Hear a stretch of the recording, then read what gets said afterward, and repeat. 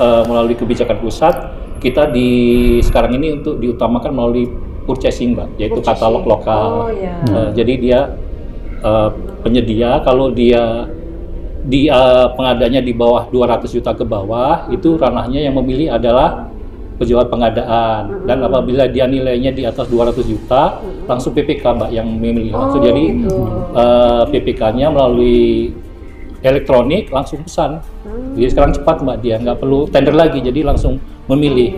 Kan karena memang arahannya sekarang ini pakai katalog, jadi sebagian besar yang ini sudah pakai katalog seperti itu. Tapi tentang sosialisasi e-katalog ini apakah sudah merata kira-kira? Bahwa kebutuhan Biro Pengadaan Jasa ini sekian M. Kita ACC di komisi. Tapi setelah kita melakukan rapat, dengar pendapat dengan TAPD, ya dilakukan efisiensi. Tetapi yang kami tekankan ke TAPD, jangan sampai dengan efisiensi dana yang dilakukan oleh TAPD akan mengurangi kinerja dari APD tersebut.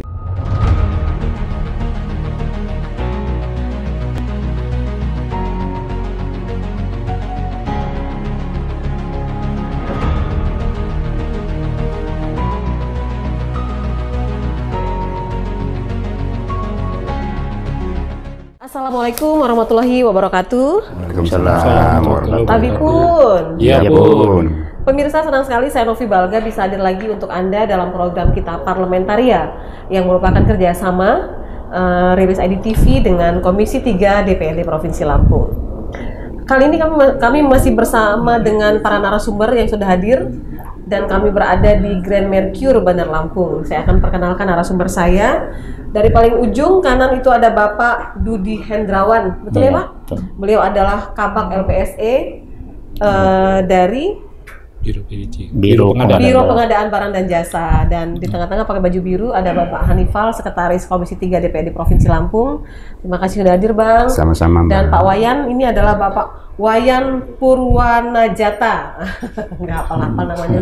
Beliau adalah Kabak Pembinaan dan Advokasi dari Biro Pengadaan Barang dan Jasa. Terima kasih Bapak-Bapak sudah hadir. Tema kita hari ini adalah mengoptimalkan peran unit Biro Pengadaan Barang dan Jasa Pemerintah Provinsi Lampung. Iya, saya akan mulai dari Pak Hanifal dulu mungkin ya Bang ya. Biro Pengadaan Barang dan Jasa ini adalah salah satu mitra kerja dari DPD Provinsi Lampung, khususnya Komisi 3. Sejauh ini bagaimana komunikasi yang dilakukan antara Biro Pengadaan Barang dan Jasa dengan Komisi 3 sejauh ini, Bang? Ya, terima kasih Mbak Novi. Ya, selama ini kita di Komisi 3 mempunyai beberapa mitra. Salah satunya adalah Unit Pengadaan Barang dan Jasa di Provinsi Lampung. Selama lebih kurang 5 tahun ini, kami selalu berkomunikasi, berinteraksi dengan mitra kami, salah satunya WLP. Salah satu yang menjadi tolak ukur dari kinerja WLP ini adalah bagaimana Biro Pengadaan Jasa ini dapat melaksanakan program-program dari pemerintah Provinsi Lampung ini dapat berjalan dengan aman dan lancar. Mereka selalu berkomunikasi hampir setiap per triwulan. Per triwulan tuh? Per 3 bulan sekali kami selalu melakukan hearing dengan pendapat dengan mitra kami, salah satunya WLP, untuk mengetahui sampai sejauh mana program-program kerja mereka yang sudah dilaksanakan.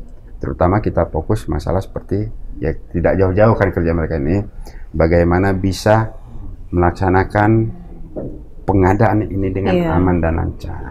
Ya alhamdulillah selama lebih kurang 5 tahun ini di ULP tidak ada gejolak di dalam pengadaan barang dan jasa. Iya, itulah salah satu dari pengawasan kami terhadap mitra kerja. Itu adalah bukti pengawasan dari Komisi 3 ini aman berarti memang salah satunya. Baik, saya mau langsung ke Pak Wayan nih, Pak Wayan. Mungkin bisa dijelaskan Pak, proses pengadaan barang dan jasa itu seperti apa Pak yang dilakukan? Ya, terima kasih Mbak Novi. Mohon izin Pak Sekretaris Komisi 3, sedang Pak Dudi. Mungkin terkait dengan proses pengadaan Mbak, kami di Biro Pengadaan Barang dan Jasa ini adalah tepatnya pelaku, terutama Pokja dan pejabat pengadaan di kami, sumber daya manusianya di kami. Jadi semua proses pengadaan untuk tahun 2024 ini, proses pemilihannya ada di kami, baik itu penunjukan langsung, pengadaan langsung, maupun tender dan seleksi. Itu, jadi pejabat fungsional ada di kami sebanyak 22 orang. 22 orang. Ya, jadi itu kita melaksanakan untuk semua proses pengadaan langsung di biasanya dalam setiap tahun itu diawali di bulan keberapa itu? Untuk sebuah proses itu dimulai? Dimulainya untuk proses pengadaan ada yang mendahului tahun anggaran, Mbak. Oh, ada ya? Ada yang mendahului di bulan Desember. Di kami, Pak Dodi di perencanaan di akhir Desember itu, di awal Desember sudah berkirim surat ke perangkat daerah untuk percepatan pengadaan apabila barang tersebut dibutuhkan di awal tahun. Contohnya seperti untuk makan minum pasien di rumah sakit sama jasa kebersihan, Mbak. Karena kan dia 1 Januari harus mulai bekerja. Tidak boleh putus. Jadi itu.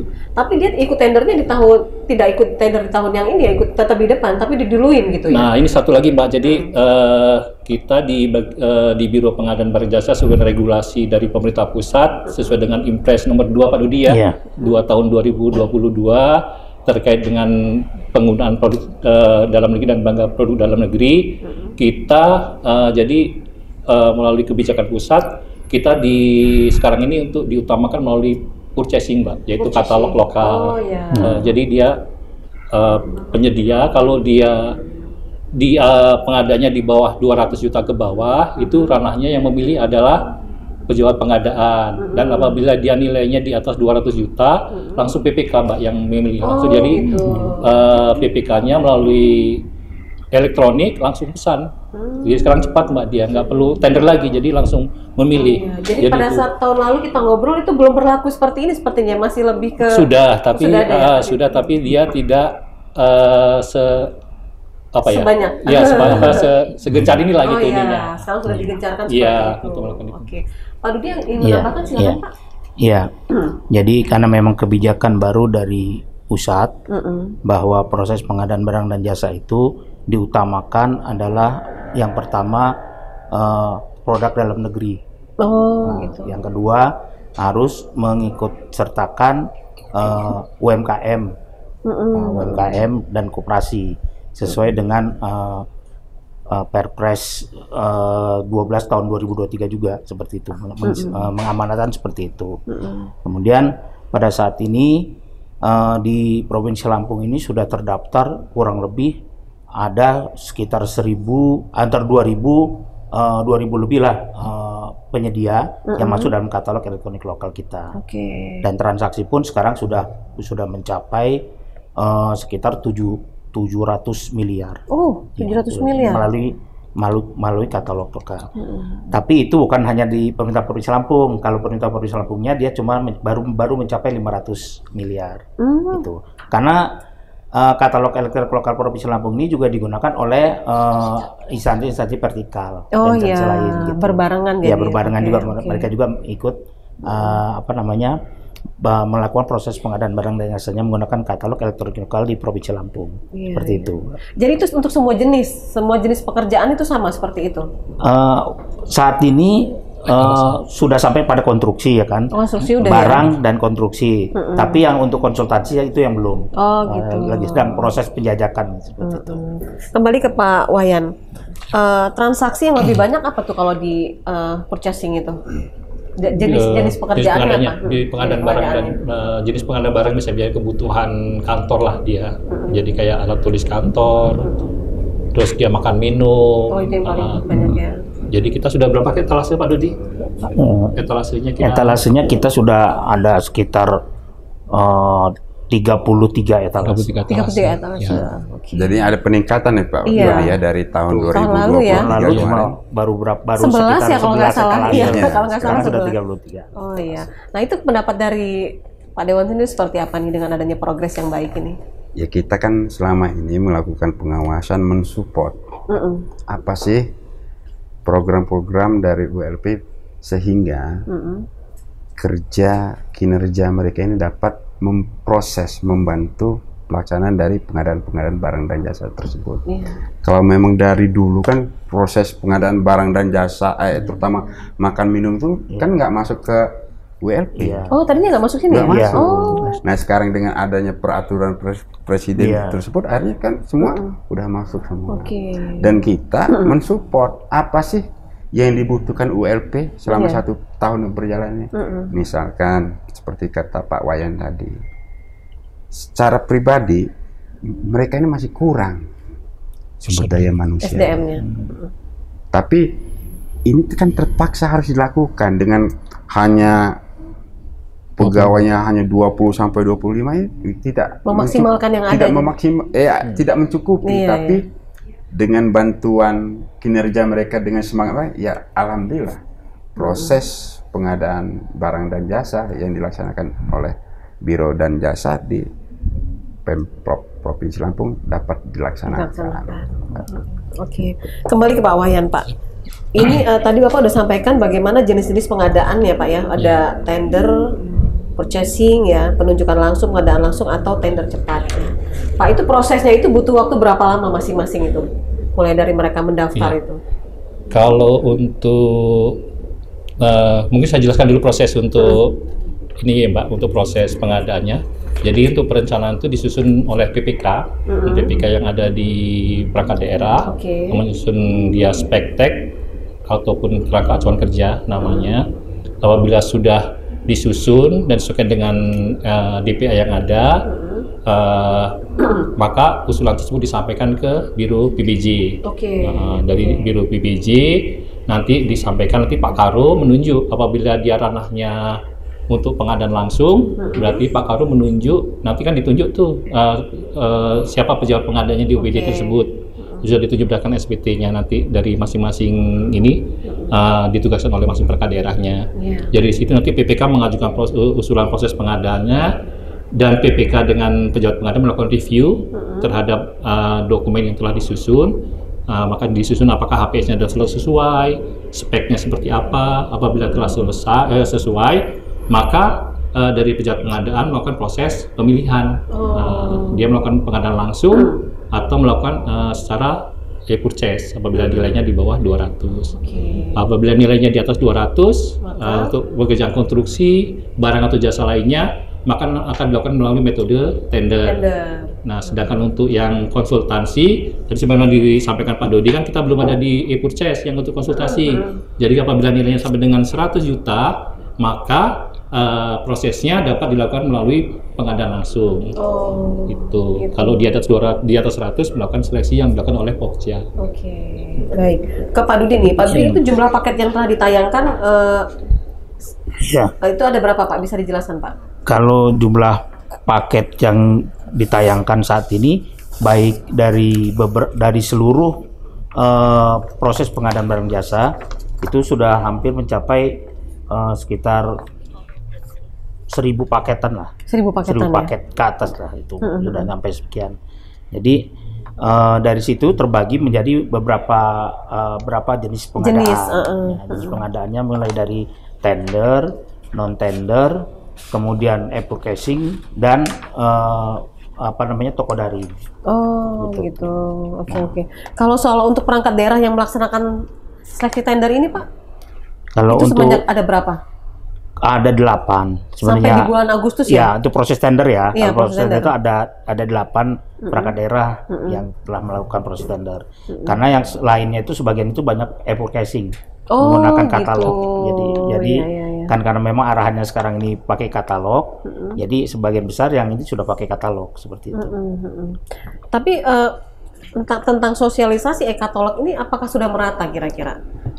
Sudah sangat merata ya dari beberapa gitu, etalasenya dan lain-lain. Iya, dari beberapa kegiatan-kegiatan kami pun yang disupport oleh dari Komisi 3 pun seperti kami melakukan sosialisasi, mengundang UMKM, mengundang pejabat pengadaan di seluruh bahkan kabupaten kota pun kami sudah lakukan sosialisasi itu gitu. Nah, sekarang support dari Komisi 3 nih. Sosialisasi ini kan harus gencar dilakukan ya Bang ya, supaya merata, tahu dan mereka bisa ikut nih dalam proses ini syaratnya tahu semua gitu. Itu apa Bang support yang dilakukan dari Dewan sendiri? Ya tentunya kan kalau kita ingin mensupport suatu opini ini pasti masalah pendanaan.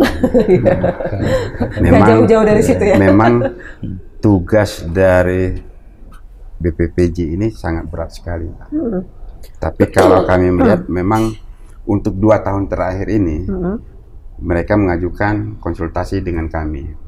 Kami butuh sekian. Oh ya, oke. Ya kita paksakan, kita usahakan. Tetapi kan di situ mereka punya pimpinan juga. Kalau di Komisi 3 selalu berapa loh yang dibutuhkan OPD yang selalu pasti kami ACC gitu. Tetapi kan kadang terkendala dengan pihak TAPD-nya. Ini kebutuhannya dicoret, dicoret. Seperti tahun ini.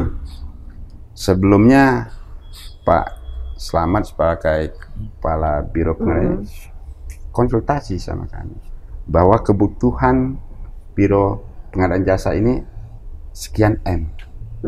Kita ACC di komisi. Tapi setelah kita melakukan rapat dengan pendapat dengan TAPD, ya dilakukan efisiensi. Tetapi yang kami tekankan ke TAPD, jangan sampai dengan efisiensi dana yang dilakukan oleh TAPD akan mengurangi kinerja dari OPD tersebut gitu.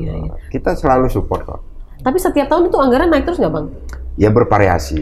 Tergantung waktu kebutuhan. Zaman COVID ya nggak terlalu ya. Sekarang kalau dibandingkan dengan tahun 2023 itu masih sekitar 4-5 M. Nah di tahun 2024 turun jadi 3,9, terus kena efisiensi di perubahan lagi. Ini kita anggarkan di tahun 2025 ini kita anggarkan 3,5 M kalau nggak salah. Tinggal nanti bagaimana pintar-pintar memilih mana yang lebih prioritas gitu ya Pak. Siap. Itu gimana tuh caranya Pak untuk memilahnya itu? Iya, jadi kami juga berterima kasih kepada Komisi 3 Mbak yang telah mensupport kami lah untuk melaksanakan tugas dan fungsi kami dengan bantuan penganggaran. Jadi kami di bagian pembinaan dan sumber daya manusia, Pak Dodi di LPSC dan Pak Ruli di bagian pengelolaan pengadaan barang jasa, ya kami saling bersinergi Mbak. Jadi mana menentukan program prioritas, dan situ kita yang untuk dibesarkan. Kalau makanya kan saat ini di Pak Dodi kan dia di sistem informasi teknologinya itu yang penting, maka di situ agak diutamakan lagi. Dan kalau di kami kan di pembinaan sumber daya manusianya, mungkin untuk pelatihan kompetensinya di situ Mbak, kami gunakan untuk di situ. Ya, apalagi di bidang Pak Dodi nih pengaman teknologi. Ya kita paham lah sekarang ini banyak hacker yang bisa masuk. Jadi kalau alat yang digunakan oleh BPPJ ini tidak semakin tahun semakin ditingkatkan, ya kebobolan betul. Konsekuensinya besar ya Pak ya. Jadi menjadi salah satu yang menjadi prioritas adalah itu juga ya Pak. Kita break dulu ya Bapak. Silakan diminum kopinya, kita break dulu, dan pemirsa kami akan kembali lagi di sesi kedua masih dalam Parlamentaria bersama Biro Pengadaan Barang dan Jasa dan Komisi 3 DPRD Provinsi Lampung.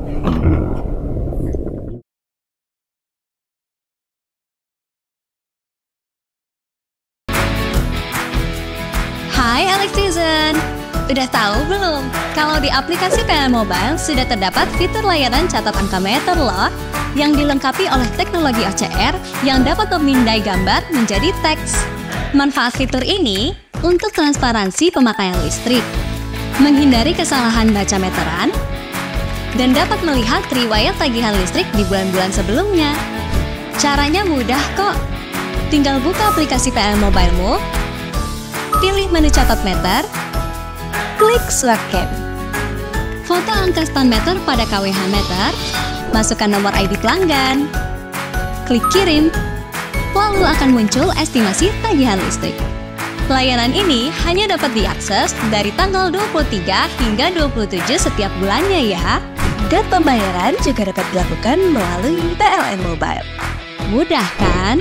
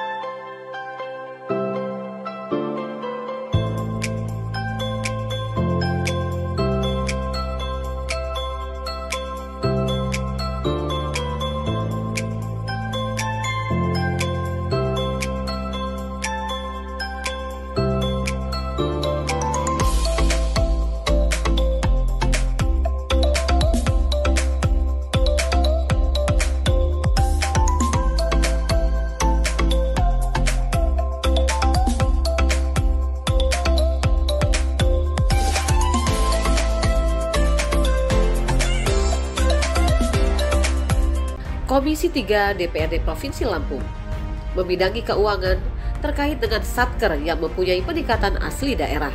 Mitra kerja meliputi Asisten Administrasi Umum, Badan Pengelolaan Keuangan dan Aset Daerah, Badan Pendapatan Daerah, Biro Umum, Biro Perlengkapan dan Aset Daerah, Biro Pengadaan Barang dan Jasa, Perbankan, BUMN dan BUMD, Biro Perekonomian, Biro Perhubungan, Dinas Energi dan Sumber Daya Mineral, Dinas Pariwisata dan Ekonomi Kreatif, Dinas Perhubungan, Dinas Kelautan dan Perikanan, Dinas Penanaman Modal dan Pelayanan Perizinan Terpadu Satu Pintu, Dinas Kehutanan, Dinas Peternakan dan Kesehatan Hewan, Dinas Tanaman Pangan, Hortikultura dan Ketahanan Pangan, Dinas Perindustrian Perdagangan, Badan Pengembangan SDM, Rumah Sakit Umum Daerah Abdul Muluk, Rumah Sakit Jiwa, Dinas Kesehatan, Dinas Pengelolaan Sumber Daya Air, Dinas Perumahan Kawasan Pemukiman dan Cipta Karya.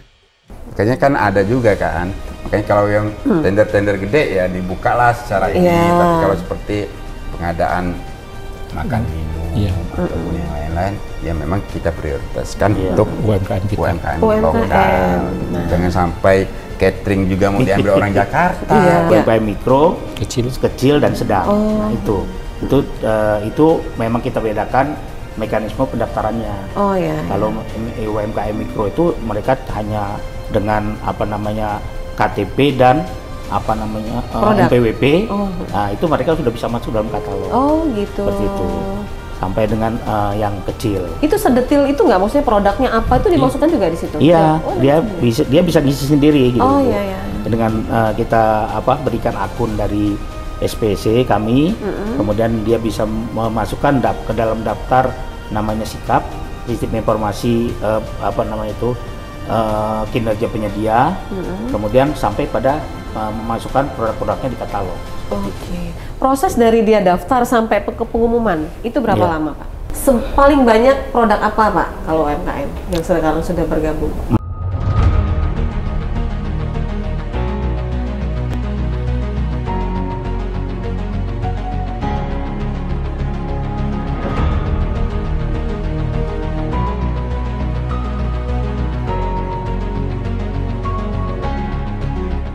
Oke pemirsa, kita lanjutkan kembali Parlamentaria di sesi kedua, masih bersama Biro Pengadaan Barang dan Jasa Provinsi Lampung, juga Sekretaris Komisi 3 DPD Provinsi Lampung, dengan tema kita mengoptimalkan peran unit Biro Pengadaan Barang dan Jasa Pemerintah Provinsi Lampung. Kita sudah sindir-sindir tadi ngobrol-ngobrol tentang bagaimana jumlah paket yang telah ditayangkan, perangkat daerah yang telah melaksanakan tender. Saya mau ke Pak Wayan lagi nih, Pak.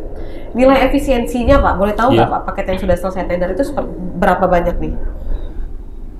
Ya, terima kasih Mbak Novi.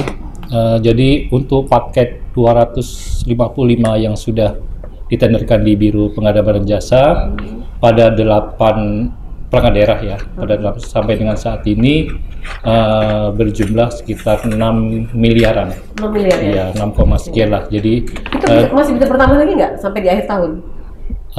Kayaknya kita untuk yang kita tinggal menunggu nih Mbak. Ini kayaknya yang udah APBD Mudi 2024 kayaknya sudah mendekati selesai lah ya. Mungkin kita menunggu apakah di perubahan ini untuk pembangunan fisik banyak atau tidak. Mungkin itu Mbak.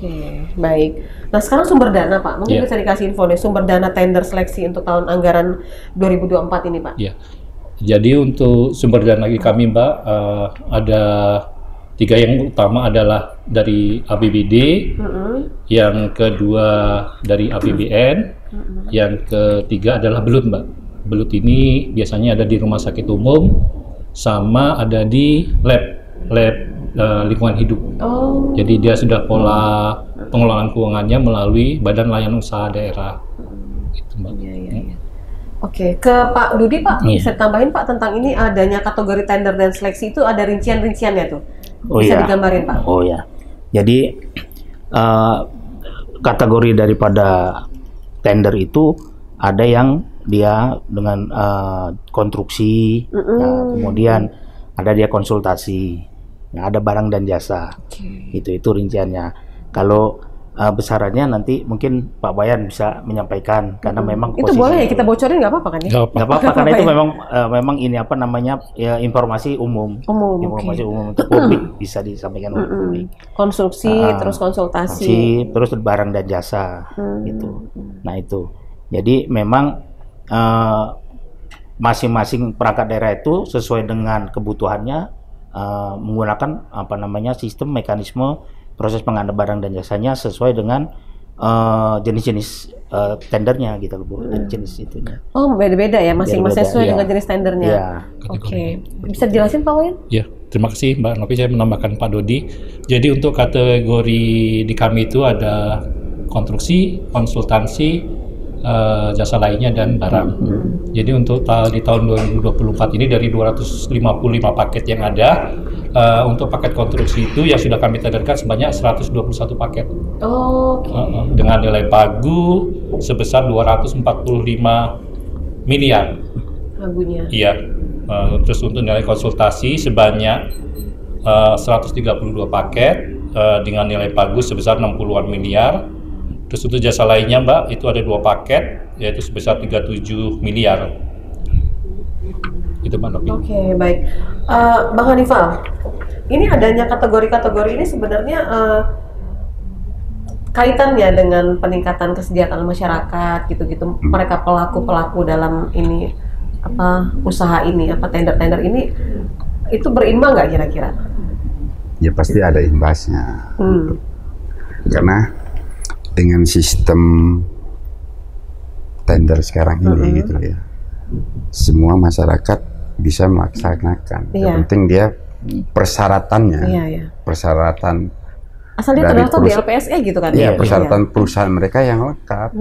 Ya itulah salah satu tugas dari BPJJ ini untuk menyeleksi apakah perusahaan berkas perusahaan tersebut lengkap atau tidak. Nggak boleh ada titipan, udah transparan ini jelas.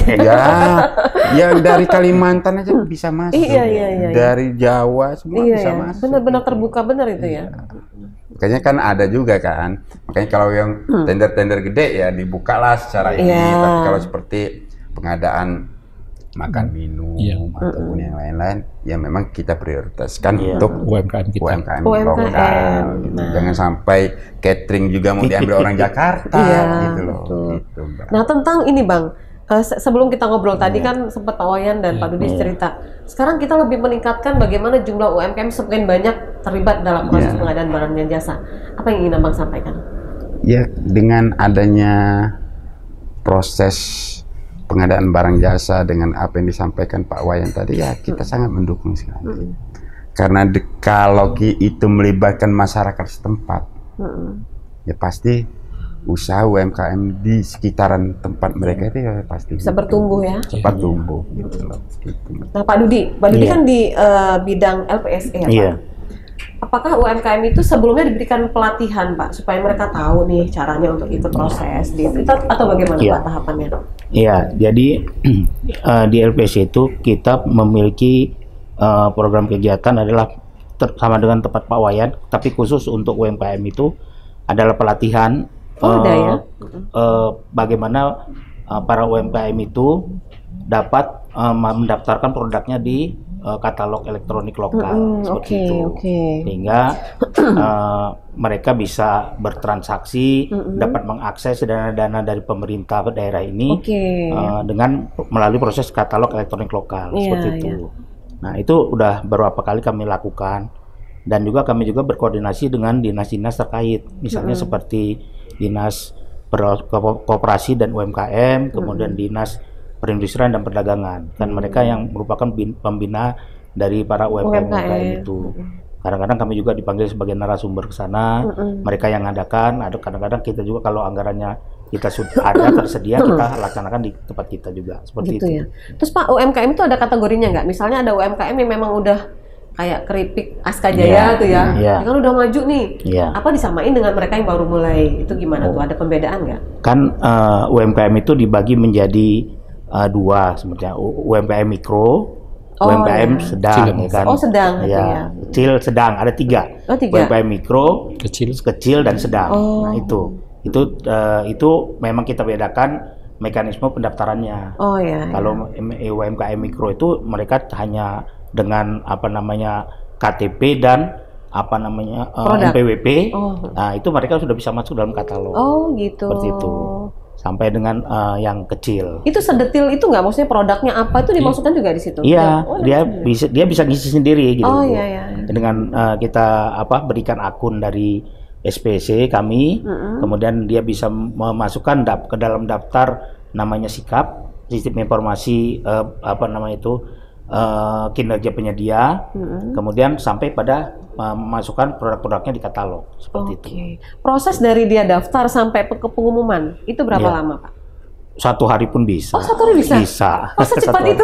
Bisa 1 hari. Itu cepat-cepatan atau gimana? Ya, tergantung dari si UMKM-nya ya. Kalau misalnya pas ya? Ya, pas kebetulan mungkin mereka juga sudah biasa bermain melakukan transaksi, mereka kan bisa cepat gitu loh, seperti itu. Itu makanya tadi butuh pelatihan itu tadi ya, bagaimana mereka para UMKM ini harus terbiasa dengan kemajuan teknologi gitu kan. Jadi mungkin ini mungkin sama dengan Shopee lah sekarang, Shopee Blibli. Jadi dari UMKM itu di katalog ini yaitu menampilkan produknya, gambarnya, mungkin nanti dengan paket makan 25.000 menunya apa aja sih? Nah itu jadi udah tergambar di situnya. Bahkan mereka boleh kasih bonus-bonus gitu ya untuk lebih menarik gitu kan? Bisa juga ya.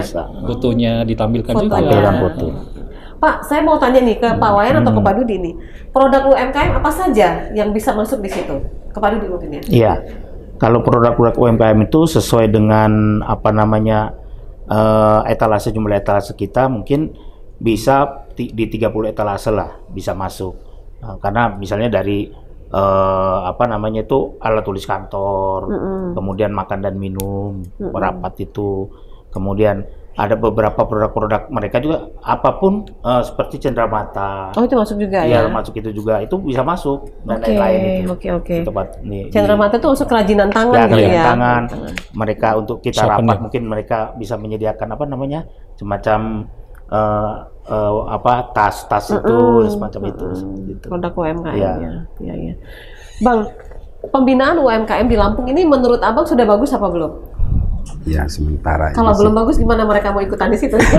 Ya sementara ini dengan informasi dari Pak Dodi bahwa sudah semakin meningkat kan ya, yang produk UMKM, pelaku UMKM ini yang mendaftar ke LPSC untuk ikut di dalam program pengadaan barang dan jasa. Artinya kan setiap tahun ada peningkatan. Jadi, tapi memang perlu disupport lagi, didorong dimaksimalkan lagi.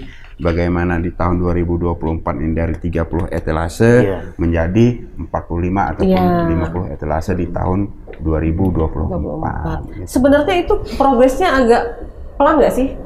Kita tahun lalu kan 11 ya kalau nggak salah. Sekarang sudah 33. Itu sebenarnya bisa digenjot lagi nggak kira-kira? Ya saya kira bisa kita genjot lagi. Maraknya UMKM sekarang. Ya kita genjot lagi dengan melakukan semacam siar lah ataupun pemberitahuan bahwa ini loh Pemda Provinsi Lampung ini sudah menyediakan sarana dan prasarananya. Ayo bergabung. Tapi memang kembali lagi bagaimana pelaku UMKM tersebut mempersiapkan barang-barang produk mereka, administrasi mereka. Gitu. Kalau udah masuk itu harus siap soalnya produknya harus siap dan lain-lain. Pak Wayan mau tambahin silakan. Mungkin satu lagi Mbak, kebijakan pemerintah juga untuk mengakomodir dan meningkatkan peran UMKM dalam pengadaan barang jasa pemerintah ini, yaitu di Perpres 12 tahun 2021, di mana pemerintah menyediakan anggaran minimal 40%. Minimal 40% untuk UMKM dan produk dalam negeri. Dan kita juga sudah tindak Pak Dodi menindaklanjuti dengan surat Pak Gubernur, surat edaran. Itu kita untuk katalog lokal, untuk katalog kita 30% dari pagu anggaran yang ada. Oh gitu. Sebenarnya untuk Biro Pengadaan Barang dan Jasa ini apakah UMKM ini menjadi target Pak? Target khusus nggak kira-kira? Semakin banyak UMKM yang ikut dalam proses ini? Yaitu karena memang kita sudah di pemerintah pusat juga sedang mendorong untuk menumbuhkan ini, jadi kita juga mau nggak mau Provinsi Lampung harus ikut mendorong itu, Mbak. Ada nggak turun dari kita Pak, dari tim kita yang turun door to door gitu ke UMKM gitu untuk memperkenalkan ini, ada nggak? Kalau door to door mungkin enggak, karena memang untuk SDM kami yang kurang. Kembali lagi ke situ balik lagi. Kami juga udah penuh dengan mengerjakan paket-paket pelelangan. Itu aja sudah disibukkan dengan itu ya. Ya paling nggak mereka berkomunikasi dengan pihak kabupaten, karena memang pihak kabupaten yang banyak mempersiapkan itu UMKM itu gitu. Paling banyak produk apa Pak kalau UMKM yang sekarang sudah bergabung? Makan dan minum paling banyak. Snack gitu ya. Snack, kemudian ATK. ATK ya? ATK. Mereka banyak sama ya itu apa namanya Cindra Mata itu. Oh iya, souvenir. Oh, souvenir lebih kepada khas Lampung gitu-gitu nggak? Iya, khas Lampung. Dan kami pun sudah berkoordinasi dengan Dinas Koperasi dan UMKM, produk-produk dari mereka bisa langsung daftar di kami. Jadi mereka juga kita apa namanya bisa menginformasikan pada UMKM binaannya untuk langsung daftar di katalog kami gitu. Oh gitu ya. Sebenarnya apapun cara dilakukan, bagaimana caranya supaya bisa menggiring mereka untuk tergabung di situ, masuk di situ ya. Baik, kita break lagi ya. Oke pemirsa, kita masih ada satu sesi lagi untuk bersama melanjutkan obrolan kita dalam Parlementaria untuk episode kali ini bersama Biro Pengadaan Barang dan Jasa dan Komisi 3 DPRD Provinsi Lampung. Kami akan kembali sesaat lagi dan jangan kemana-mana.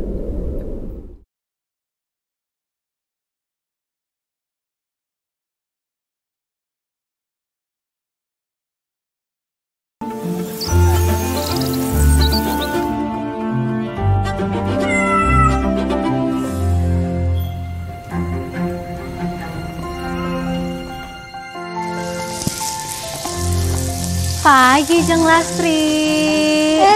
Jeng Dita, pohon aja yang dirawat, nikahnya kapan? You break my heart, break my hope, make me so down. Bisa aja Jeng Lastri ini, buru-buru banget sih mau kemana? Saya kasih tahu ya, pagi ini banyak yang habis di rumah saya. Saya mau belanja, beras habis, gula, kopi, teh, telur, peralatan dapur habis semua, parfum rumah juga pada habis. Terus hari ini saya mau ke pet shop juga nih, buat beli makanan si manis, tapi nggak pakai jembatan Ancol. Terus saya mau ke salon, mau perawatan, buat nyenengin diri sendiri, biasalah ya kan. Juga buat nyenengin suami. Abis itu saya mau arisan nih. Biasalah, saya kan ibu-ibu sosialisasi. Sosialita, Jeng. Itu maksudnya, sosialita. Kayaknya enggak deh. Saya mau ke kantor PLN dulu. Takut keburu tutup. Udah lewat nih tanggalnya. Pusing, bisa gede nih dendanya. Loh kok bisa telat sih, Jeng? Kan sekarang bayar listrik mudah loh. Bisa di mana aja dan kapan aja. Apalagi sekarang kan ada aplikasi PLN Mobile. Hah? Beneran? Tolong dong Jeng, ajarin saya. Sekalian bayarin listrik saya bulan ini. HP saya nggak ada kuota. Yuk, bayar listrik tepat waktu. Usahakan sebelum tanggal 20 setiap bulannya ya. Gunakan PLN Mobile, mobile banking, dan aplikasi pembayaran digital lainnya. Mudah, bebas dari biaya keterlambatan, tenang kan?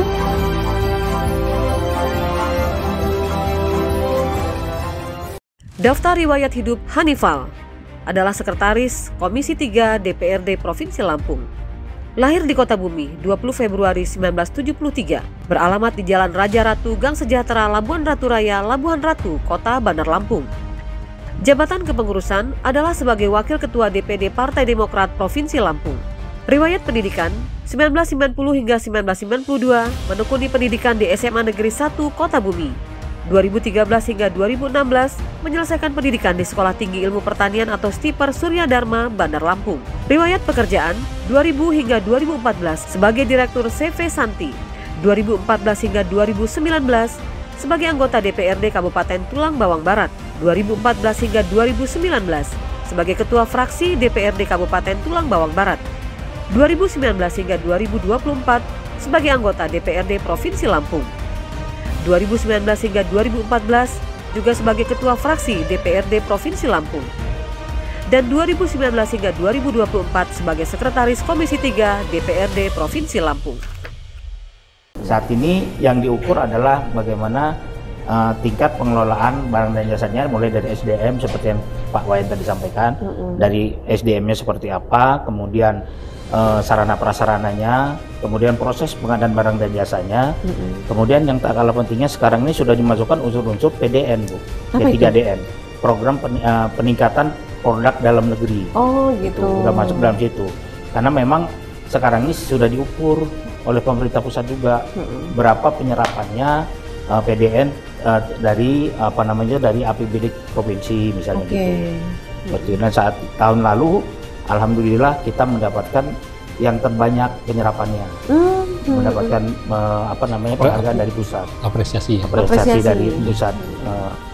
Di 2 kali kita mendapatkan, yang pertama di Jakarta, yang kedua di Bali. Namanya apa itu? Apresiasinya apresiasi penyerapan dana PDN terbanyak. Oh gitu. Jadi kita persentase kita walaupun kita sama DKI nilainya APBD-nya kalah jauh, tapi dalam proses prosentasenya penyerapan PDN-nya kita menang kita. Oh.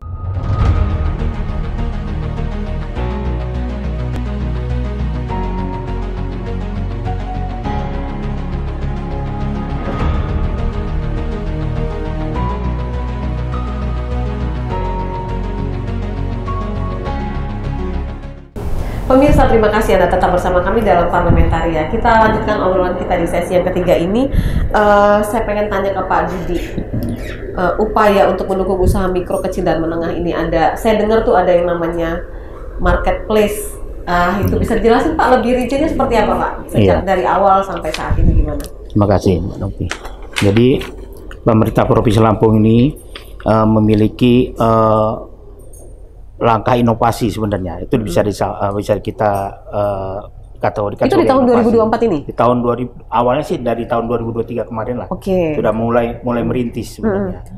Jadi pada tahun 2024 ini kita sudah mulai bergerak, yaitu namanya marketplace lokal. Nah, marketplace lokal itu dimaksudkan untuk yang pertama adalah melakukan peningkatan pendapatan bagi UMKM yang ikut serta di dalamnya, kemudian dapat untuk melakukan monitoring dan evaluasi terhadap program yang dilakukan oleh pemerintah terhadap UMKM. Kemudian yang ketiga adalah untuk memberi report atau laporan agar kita dapat mendapatkan laporan dengan benar dan seperti itu. Itu sebenarnya langkah-langkah dari pemerintah Provinsi Lampung untuk pembinaan terhadap UMKM. Dan itu juga termasuk dalam program digitalisasi UMKM atau Go Digital. UMKM Go Digital namanya. Nah, jadi setelah UMKM ini launching pada bulan Mei 2024 kemarin, dan pada bulan Juni kita mendapatkan surat izin dari LKPP untuk melakukan beroperasi untuk melakukan transaksi dalam rangka pembinaan terhadap UMKM tersebut. Nah, kita untuk pengelolanya diberikan kepada BUMD, salah satu BUMD kita, yaitu dari PT Wahana Raharja untuk mengelola marketplace lokal tersebut. Nah, selanjutnya saat ini sedang dilakukan sosialisasi ke seluruh penyedia atau seluruh UMKM dan kepada perangkat-perangkat daerah. Karena awalnya ini dimulai dari komunitasnya adalah sementara ini untuk perangkat daerah dulu. Oh, awalnya. Kemudian yang selanjutnya nanti akan ditambah lagi atau dikembangkan lagi untuk umum sifatnya. Jadi dia seperti semacam marketplace seperti Shopee, seperti yang lain-lain itulah, Grab segala macam. Nah itu. Nah saat ini sedang dikembangkan terus, sedang dijajaki terus. Dan saat ini pun sudah mulai ada transaksi. Oh udah ada ya. Ada berapa produk atau merek gitu Pak yang udah masuk? Di situ sudah macam-macam Bu. Udah ada yang masuk dari termasuk makanan minum, ATK sama seperti itulah. Karena ini sifatnya lebih pada usaha mikro dan kecil, untuk atau mikro dan kecil, karena mikro dan kecil itu secara administrasi mereka itu kelihatannya kan kurang lah punya yang bisa untuk punya akte pendirian segala macam. Mereka cukup dengan KTP dan NPWP saja, kan NPWP itu digunakan untuk proses perpajakan dan KTP itu untuk si ini. Jadi tidak perlu apa namanya itu sebagai penyedia yang sudah memiliki misalnya perusahaan yang besar tetap gitu, atau apa. Jadi mereka dikasih kemudahan lah ya. Di kemudahan. Jadi yang mikro pun sudah bisa kita masukkan di situ. Ya alhamdulillah sih sudah mulai berjalan ini, dan mudah-mudahan kedepannya akan lebih baik lagi. Namanya apa itu marketplace-nya? Tapis Mall. Oh, Tapis Mall. Ini semua bisa mengakses itu ya? Bisa mengakses Tapi itu untuk sementara untuk perangkat daerah dulu. Ya. Kapan akan dibuka untuk dipublis gitu untuk umum? Untuk umumnya dalam proses penjajakan dulu Bu ini, karena ini baru aja kita mulai, sehingga yang kita coba adalah kan sistemnya ini harus berjalan dulu, harus baik dulu. Betul. Harus sudah mulai. Takut nanti transaksinya nggak ketampung-tampung nanti. Harus siap ini. Karena memang inilah makanya diberikan kepada BUMD supaya BUMD juga bisa berkembang menjadi unit usaha baru bagi BUMD itu tersebut gitu. Oke, baik. Targetnya Pak untuk Tapis Mall ini seperti apa? Ya, targetnya pada tahun ini mudah-mudahan yang penting itu bisa berjalan dulu aja Bu. Asal jalan aja Asal dulu jalan ya? dulu, transaksi masyarakat dulu. Udah tahu dulu gitu ya. Karena nanti kalau di akhir tahun ini kita sudah berjalan dan transaksi sudah mulai bagus, nanti dia akan menjadi PT MSC dari apa namanya LKPP langsung gitu loh Bu. Jadi terdaftar di LKPP langsung. Gitu. Dia akan jadi nasional Bu. Oh iya, dengan nama Tapis Mall tadi? Ya, dengan nama Tapis Mall. Itu baru satu-satunya di Indonesia kalau misalnya menggunakan BUMD gitu Bu. Iya. Makanya dipakai nama Tapis biar unsur kedaerahannya dapat gitu ya. Gitu. Oke, Lampung. Nah, dari Bang Hanifal nih tanggapannya ini progres yang sangat bagus ya, inovasi yang bagus sekali nih. Ya. Gimana Bang? Ya, saya juga merasa sangat senang dan bangga dengan BPPJ ini. Mereka bisa membuat terobosan bagaimana bekerja sama menjadikan salah satu BUMD kita, Wahana Raharja, yang mati suri. Supaya bergeliat. Iya, untuk menghidupi diri mereka saja susah. Selalu minta dana ke DPRD bagaimana mensupport. Nah, dengan adanya program terobosan dari BPPD, dikasih pancing ya. Kasihlah mereka ini loh. Kami sudah buat program. Iya. Luar harus lihat. Nah, ini kan salah satunya bagaimana BUMD tersebut. Ya seperti kata Pak Dodi tadi, kita tak usah berbicara bagaimana Wahana Raharja dapat menghasilkan PAD lah, tak usah berbicara ke situ dulu. Asal bisa mencukupi, menghidupi diri sendiri aja ya. Diri sendiri. Tapi kita bersyukur dengan adanya program-program terobosan dari BPPJ ini untuk meningkatkan, mendorong BUMD Wahana Raharja untuk mulailah melihat untuk salah satunya untuk meningkatkan program UMKM. Harapannya dengan dipancing itu tadi jadi makin berkembang. Iya, betul. Gitu, baik. Nah, sekarang saya mau ke Pak Wayan. Ada pencapaian kinerja Biro PBJ di tahun 2023. Lalu mungkin untuk gambaran 2024 seperti apa Pak?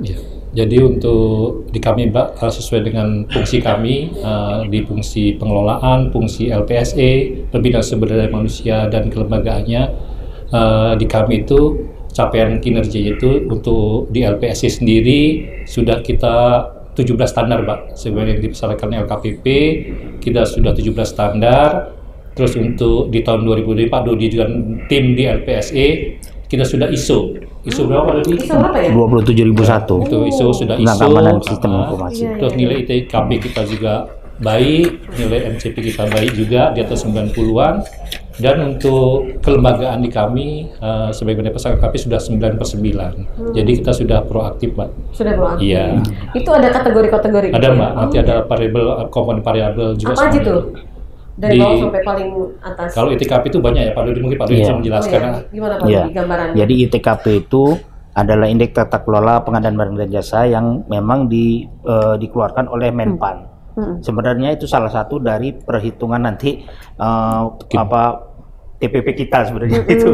Kalau itu dia buruk, dia akan mempengaruhi itu. Saat ini yang diukur adalah bagaimana tingkat pengelolaan barang dan jasanya mulai dari SDM seperti yang Pak Wayan tadi sampaikan, dari SDM-nya seperti apa, kemudian sarana prasarananya, kemudian proses pengadaan barang dan jasanya, kemudian yang tak kalah pentingnya sekarang ini sudah dimasukkan unsur-unsur PDN Bu, P3DN, program peningkatan produk dalam negeri. Oh gitu. Udah masuk dalam situ, karena memang sekarang ini sudah diukur oleh pemerintah pusat juga berapa penyerapannya PDN dari dari APBD provinsi misalnya gitu. Dan saat tahun lalu alhamdulillah kita mendapatkan yang terbanyak penyerapannya, mendapatkan penghargaan dari pusat, apresiasi dari pusat.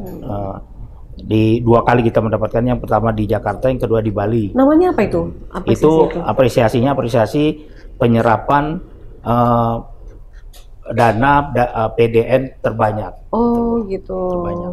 Jadi kita persentase kita, walaupun kita sama DKI nilainya APBD-nya kalah jauh, tapi dalam proses prosentasenya penyerapan PDN-nya kita menang kita. Gitu. Seperti itu. Oke, ya. Tambahin Pak, silakan Pak. Ini menarik loh ini. Ternyata ini adalah prestasi yang mungkin perlu diekspos juga biar masyarakat tahu gitu kan. Yaitu kita juga nilai MCP KPK juga dari beberapa kriteria yang telah ditetapkan oleh tim Kopsugah KPK. Ya kita sudah 93 pada dia. Sudah 93 di situ. Jadi ada elemen, kalau sekarang dia tolok ukurnya tuh ada di paket strategis Provinsi Lampung, terus terkait dengan keadvokasian juga kita, terus sumber daya manusia juga di situ. Dan ini prestasi ini tidak terlepas dari pengawasan dari Komisi 3 ya, Bang. Pasti tidak akan ada yang terlepas ya Bang ya, dari apapun yang menjadi hal baru di Biro ini, pasti Komisi 3 harus tahu semua dan memberikan masukan Bang.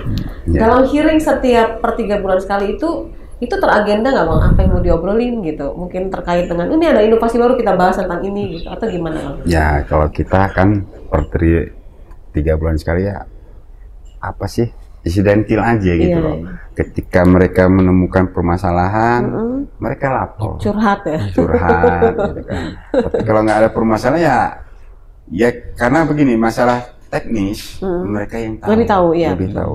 Tapi kalau kami Komisi 3 ini kan dalam hal pengawasan penganggaran sama kinerja mereka. Apa sih permasalahan? Seperti sempat yang beredar bahwa beberapa rekanan ngapor kok ini belum tender baru 100 yang dibuka, sedangkan ininya masih ada 300. Dan itu ya kita mensupport mereka. Kendala-kendalanya apa? Pasti ada sesuatu kan? Iya, kendalanya lah. Masalah seperti itu, salah satunya sumber daya manusia mereka yang seharusnya dibutuhkan 40 orang, tapi hanya tersedia 22 orang. Bagaimana mau membagi jumlah orang, sedangkan pekerjaan di BPJ ini sangat rumit. Saya katakan sangat rumit kerjaan mereka ini. Apalagi nambah ada terobosan baru yang tapismo. Nambah kerjaan lagi kan. Harus ada orang yang harus dilakukan. Kalau kemarin kan Pak Dodi nih pencetusnya. Seharusnya setelah dicetuskan sama Pak Dodi harus ada yang melakukan jangan Pak Dodi lagi. Karena Pak Dodi sudah disibukkan dengan pekerjaan yang menjadi fokus dari Pak Dodi. Jadi pekerjaannya nambah, orangnya nggak nambah nih. Itu. Ini sebenarnya udah ada usulan nggak sih supaya tambah SDM itu Bang? Ya sudah, tapi kan begini Mbak, karena harus memenuhi persyaratan. Ada syarat tertentu ya. Masuk di BPJS. Gitu. Mereka harus ikut pelatihan dulu, harus lulus dulu. Jadi nggak bisa sembarang orang juga. Dan orang-orang yang benar-benar melek teknologi itu. Itu semakin canggih teknologi semakin ini juga harus tahu teknologi yang masuk di BPPG. Bisa, ya gimana mau ngejalaninnya kalau dia nggak paham. Jangan nyuruh saya, nggak bisa, gitu kan. Jadi takut nih mau mencet dan takut salah ya. Gitu, Pak Wayan, kendala yang dihadapi selama ini dari Biro Pengadaan Barang dan Jasa itu apa? Selain soal SDM ya, yang memang sangat cukup mengganggu sebetulnya itu dengan adanya keterbatasan SDM. Selain itu apa lagi? Ya kalau masalah kendala, yang terutama di SDM Pak kami, karena proses paling penting di situ. Ya mungkin sarana prasarana apa yang mungkin perlu kita kan karena berhubungan dengan teknologi IT kan. Nah situ mungkin kita harus mengikuti perkembangan untuk proses peremajaan dari sarana prasarana yang ada. Mungkin itu Mbak. Oke. Secara keseluruhan Pak Dudi bisa menceritakan kepada kita bagaimana optimalisasi yang sudah dilakukan dari pihak Biro Pengadaan Barang dan Jasa ini untuk bekerja sesuai dengan tugasnya. Iya, jadi dalam rangka memenuhi tugas dan pokok kita sebagai pengadaan barang dan jasa di Provinsi Lampung, kami juga sudah menyiapkan mulai dari SDM yang berkualitas seperti yang telah sampaikan Pak Wayan tadi, dan itu merupakan tugas Pak Wayan karena Pak Wayan pada porsi pembinaan dan advokasi, beliau menyiapkan kompetensi-kompetensi khusus bagi sumber daya manusianya. Kemudian dari sisi kami atau saya dari layanan pengadaan secara elektronik, kami menyiapkan perangkat-perangkat yang memang betul-betul dianggap mampu lah untuk saat ini gitu, untuk dianggap mampu melayani bagi teman-teman Pokja untuk melakukan proses pengadaan barang dan jasa secara elektronik. Dan juga bukan hanya teman-teman Pokja tapi dari seluruh perangkat daerah, agar perangkat daerah kan sekarang sudah bisa belanja langsung melalui katalog elektronik. Untuk PPK-nya bisa belanja langsung, pejabat pengadaannya. Nah, tapi yang jadi permasalahan sekarang adalah sebenarnya apa yang disampaikan Pak Wayan, bahwa posisi kita untuk pejabat pengadaan Pak Wayan, fungsional perencana itu kan hanya 22. Sementara mereka harus bekerja rangkap sebagai PP sekarang, Bu, di seluruh perangkat daerah. Waduh. Itu mah bukan rangkap 2 lagi, udah rangkap 3. Nah, itu yang buat sekarang ini memang agak sedikit menjadi kendala karena sudah mereka harus tender, mereka juga harus jadi pejabat pengadaan di semua OPD gitu loh. Nah itu, sementara kita hanya 22, sementara perangkat daerah ada sekitar 40-an lebih yang harus dilayani itu. Udah 2 kali lipat mereka kerja itu. Itu sampai pada pengadaan yang kecil juga kan mereka yang harus melaksanakan itu gitu. Nah itulah, oleh karena itu dari mulai aturan itu diberlakukan, Pak Wayan sudah menyiapkan untuk supaya bisa dikembalikan ke perangkat daerah dengan pelatihan-pelatihan yang berdasarkan kompetensi yang disesuaikan, seperti itu. Itulah yang dilakukan ya. Oke, Pak Wayan, tambahin lagi Pak, upaya mengoptimalisasikan kinerja ini dengan keterbatasan SDM tadi. Itu tadi untuk meningkatkan kinerja di Biro PBJ ini Pak, yang terkait dengan keterbatasan sumber daya manusia yang ada, itu tadi kita meningkatkan kompetensi dari teman-teman Pokja dan PP-nya, semangatnya. Dan kadang juga kita yang untuk khusus yang sudah fungsional, kadang-kadang kasihan juga Mbak, itu kendala kita tidak diperkenankan untuk memperoleh honor lagi, karena sudah pejabat fungsional. Itu kadang kendala di kita, pekerjaan semakin banyak karena statusnya teman-teman ini sudah fungsional, jadi berdasarkan ketentuan yang ada tidak diperkenankan untuk memperoleh honor per paket lagi. Itu menjadi kendala. Itu sih harapan kami ke depannya, mungkin minta dorong dari Pak Komisi 3 juga untuk meningkatkan tambahan penghasilan tukin lah Mbak. Nah gimana nih Abang Hanifal itu untuk menjawab keinginan dari teman-teman di... Terima kasih Mbak Novi, Pak Wayan dan Pak Dudi. Memang sempat kemarin ketika kita melakukan pembahasan mengenai tunjangan kinerja dari aparatur sipil kemarin memang sempat terlontarkan. Karena begini Mbak, ini agak keluar sedikit tapi ketika Pak Wayan bicara masalah tunjangan mereka, beban kerja mereka besar. Betul. Tetapi tunjangan kinerja mereka hampir sama dibandingkan dengan biro-biro yang tidak sekeras mereka kerjanya. Mereka ini bisa 24 jam loh kerjanya.